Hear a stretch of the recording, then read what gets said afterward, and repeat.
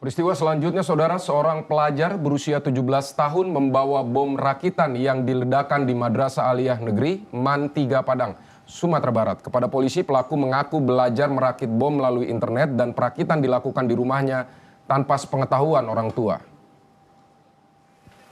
Dari hasil pemeriksaan sementara diketahui bahan-bahan pembuat bom dibeli melalui aplikasi belanja online dan dirakit secara mandiri oleh pelaku. Penyidik menduga aksi peledakan dilatar belakangi rasa dendam karena pelaku mengaku sering menjadi korban perundungan di sekolah, meski motifnya masih didalami. Dalam insiden ini, satu bom berdaya ledak rendah sempat meledak, sedangkan bom rakitan lainnya berhasil diamankan tim gegana dan tidak menimbulkan korban.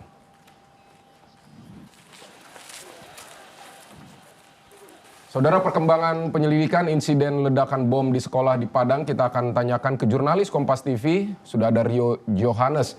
Rio, selamat siang. Jadi dari hasil penyelidikan polisi, bagaimana sebenarnya pelaku yang masih 17 tahun ini mengetahui cara merakit bom? Ya, Pidi dan juga saudara, memang kepada pihak kepolisian dari keterangan sementara terduga pelaku peledakan bom rakitan ini, R 17 tahun mengaku bahwasannya mempelajari cara pembuatan dan perakitan bom ini melalui jejaring internet. Sementara untuk bahan-bahannya itu dia beli melalui situs jual beli online. Namun demikian pihak kepolisian masih mendalami ini lebih dalam lagi. Kemarin juga pihak keluarga dari terduga pelaku ini sudah dipanggil untuk dimintai keterangan oleh pihak kepolisian di Mapolresta Padang. Dan untuk apakah aktivitas atau tindakan pelaku ini terkait atau terafiliasi dengan jejaring di luar yang lain atau jejaring terorisme, itu masih dalam proses pendalaman oleh pihak penyidik di Polresta Padang. Demikian, Pidi. Mengikuti misalnya forum untuk pembuatan bom atau grup WhatsApp seperti itu?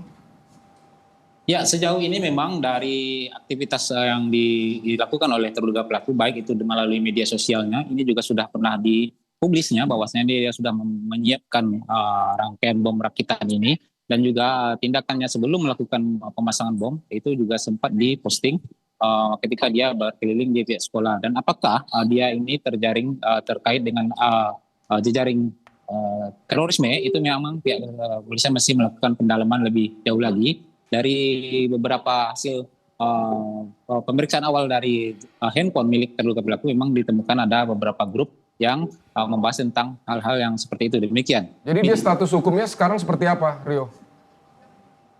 Ya, untuk terduga pelaku masih dinyatakan sebagai terduga pelaku dan masih menjalankan pemeriksaan intensif di Polresta Padang. Dalam hal ini diambil oleh Reskrim Polresta Padang. Dan bagaimana ke depannya sejauh ini dari pihak Polresta Padang, kemarin waktu saya bertemu dengan Kapolresta Padang menyatakan bahwasanya masih melakukan pendekatan secara humanis untuk bisa kembali merubah paradigma dari terduga pelaku ini. Demikian. Baik, dari keterangan polisi untuk sementara memang dia masih melakukannya sendiri atau lone wolf, atau diketahui ada rekannya yang lain yang juga terlibat dalam pembuatan bom ini, atau seperti apa?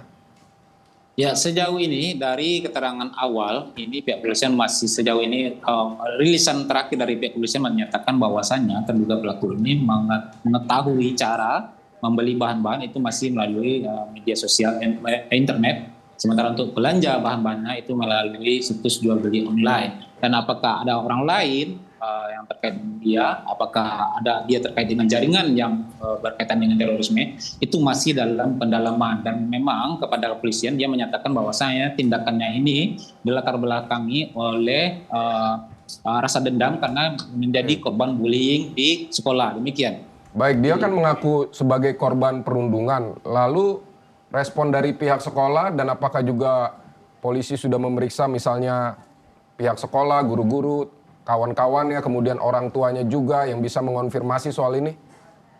Ya, untuk terkait bullying ini memang pihak sekolah sejauh ini sudah beberapa kali saya bertemu dengan kepala sekolah itu menyatakan bahwasanya masih menegaskan bahwasanya dia tidak mengetahui adanya tindakan bullying terhadap terduga pelaku peledakan bom rakitan ini. Terduga pelaku selama ini dikenal sebagai siswa yang pendiam. Belakangan ini dia memang bermasalah, tapi masalahnya terkait absensi, bukan terkait tindakan perkelahian atau yang lainnya di sekolah ini. terduga pelaku ini juga tidak pernah mengeluhkan atau bahkan melaporkan tindakan bullying terhadap dirinya kepada guru BK yang sudah disiapkan oleh pihak sekolah. Sementara untuk saat ini mendalami ini, pihak kepolisian sejauh ini sudah melakukan pemeriksaan terhadap keluarga terduga pelaku dan juga terhadap salah satu orang siswa yang diduga kerap melakukan bullying terhadap terduga pelaku peledakan bom rakitan ini. Demikian, Fidi. Baik, jadi kalau di sekolah sendiri apakah kegiatan belajar mengajar ini sudah dimulai kembali atau dihentikan sementara seperti apa, Rio? Ya, untuk hari ini, 1 hari pasca ledakan bom kemarin, itu pihak sekolah akhirnya mengambil keputusan seluruh siswa kelas baik itu kelas 11 dan kelas 12 yang harusnya belajar, hari ini digabungkan dengan kegiatan siswa kelas 10 atau kelas 1, yaitu dalam masa orientasi. Mereka dilibatkan dalam penyuluhan dengan menggandeng pihak kepolisian untuk pihak sekolah mengadakan penyuluhan terkait bahayanya bullying, narkoba dan juga balap liar kepada seluruh siswanya di SMA 3 ini. Demikian, Pidi. Oke, baik Rio Yohanes, terima kasih untuk laporan Anda di Padang, Sumatera Barat. Selamat beraktivitas kembali atau bertugas kembali. Kami nantikan nanti update selanjutnya dari Anda, Rio.